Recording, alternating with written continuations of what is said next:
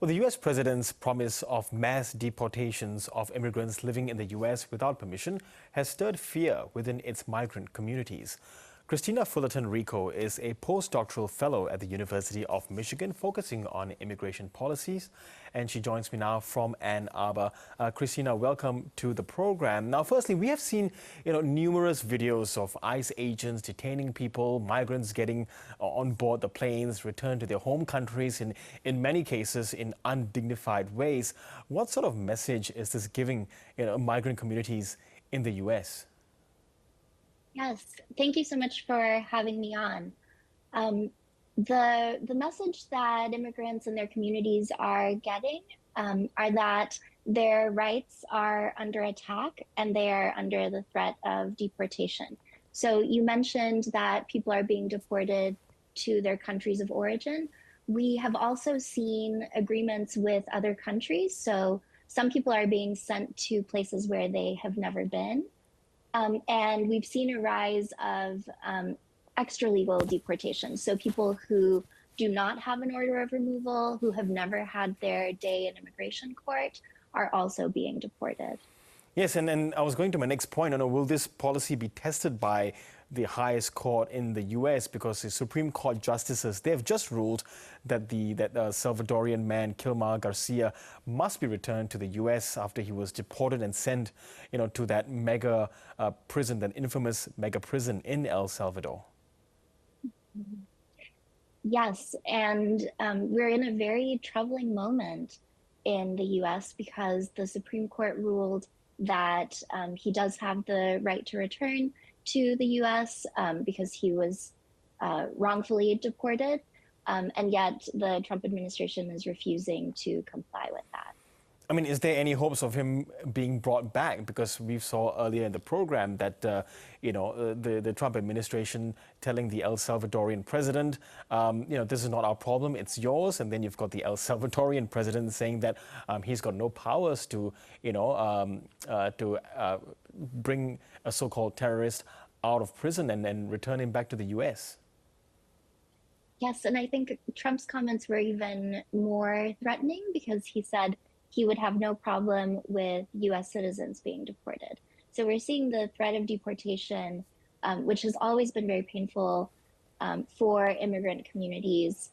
One thing that your viewers in Australia might not know is that for the past 40 years, it has become more and more difficult to migrate legally to the U.S. Or to adjust one's immigration status. And now we're seeing that even people who have been lucky enough to have a green card or a visa are being deported, people who have been given permission to stay in the country. And now to extend the threat of deportation even to U.S. citizens, it's very sobering and chilling. Yes, and can you describe, I suppose, these psychological impacts of those migrants who are there legally or not and have a current visa?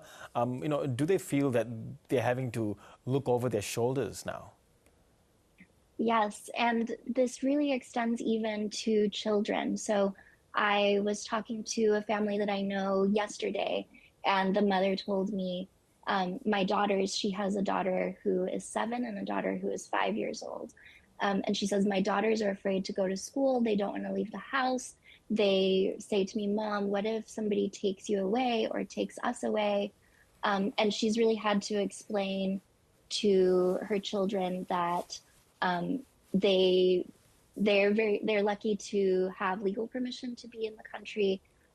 But she says, even though she knows that, she's afraid too.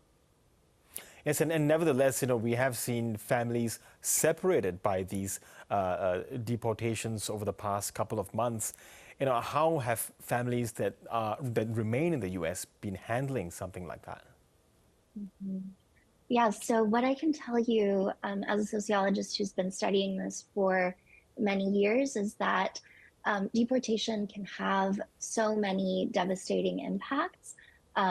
So, for example, research has shown that it can lead to the de facto deportation of U.S. citizen children because that's the only way that families can remain together. Or it is essentially a state-imposed divorce. And so what that means for kids who stay behind in the US and spouses who stay behind in the US is that they go from having a two-parent household to being, often it's women who become suddenly single mothers.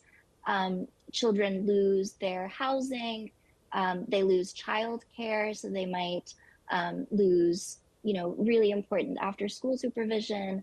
And then, of course, these are really devastating, traumatic events that change somebody's life forever.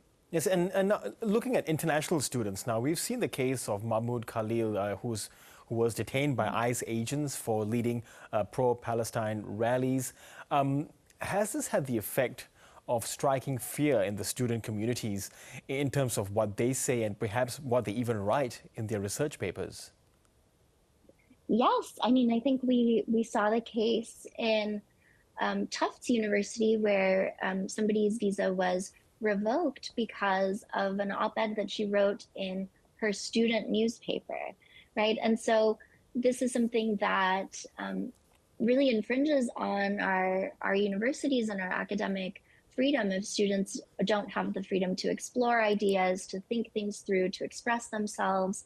And I will say it has even led to some of my own students being advised not to leave the US. So I had students who were going to a conference in Canada and they had been looking forward to this conference for months. They had been organizing it.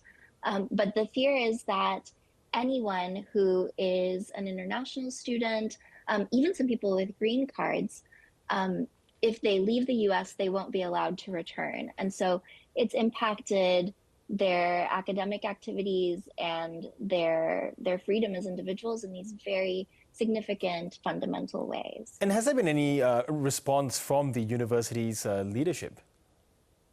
I'm not as equipped to comment on that. I know that the university is also struggling to keep up with these policy changes. And there is an office on campus called the International Center that is working overtime because this is really unprecedented. Yes, and finally, Kristina, we have seen figures today, a number of countries across Europe and even here in Australia, we are reporting a sharp decline in travelers heading to the US, in fact, the lowest since COVID. Do you think tourists and other travelers alike are thinking twice now about going to the US? And if so, why the case? Yes, I mean, I think for me as an individual, if I were outside the US watching so many rights being violated, civil rights, constitutional rights, rights that should extend to anyone in the US, I would also think twice about coming here, unfortunately. Okay, Kristina Fullerton Rico, really appreciate your time today. Thank you so much. Thank you.